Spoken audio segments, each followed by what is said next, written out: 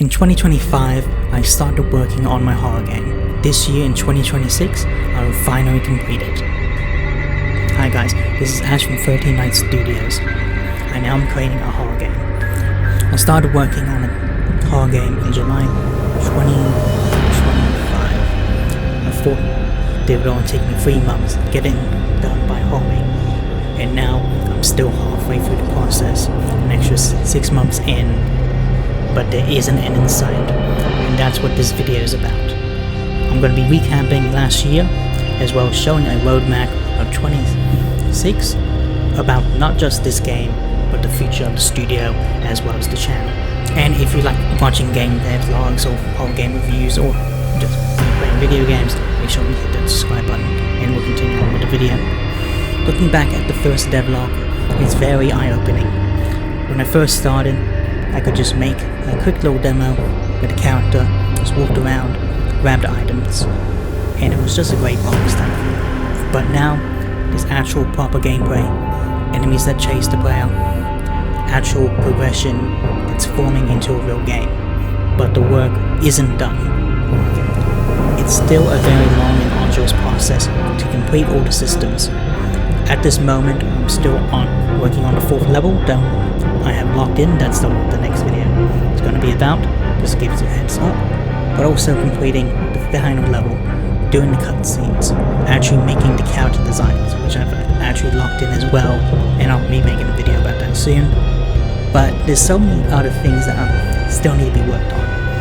I'd probably say I'm about 50% done with the actual completion of the game.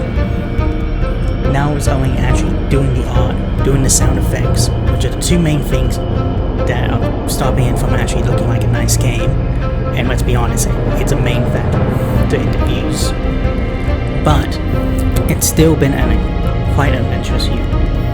When I first started this project, I didn't think I'd get this far. To be honest, I thought it would creep after the first month. But I've gotten way above what I expected.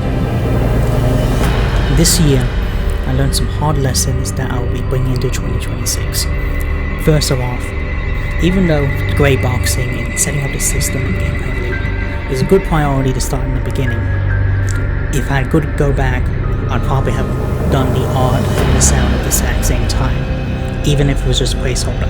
I mean, even now it's technically a placeholder, but I would have more art that is locked in, as now that I'm looking back at the amount of art assets that I need to create, it would be quite a daunting process, especially with the art style I'm best at, or at least I've chosen anyway. But going back into it, I'll probably say make sure that you get a playable loop, a very small playable loop, and then once you then actually properly make the game and start iterating.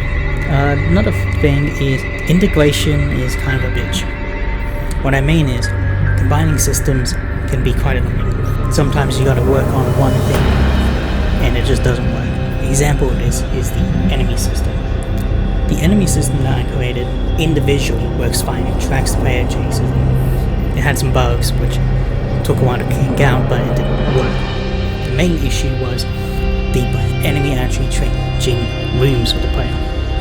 This is something that took quite a lot of effort to figure out, and I had to go back to the drawing board and create a whole new room management system just so that the enemy could properly track that. Going back in the future, I'll probably have a more thorough idea of what systems need to be done when I go into the future. But that is a hard lesson that I need to learn this year. Here's the plan for 2026. Basically this year,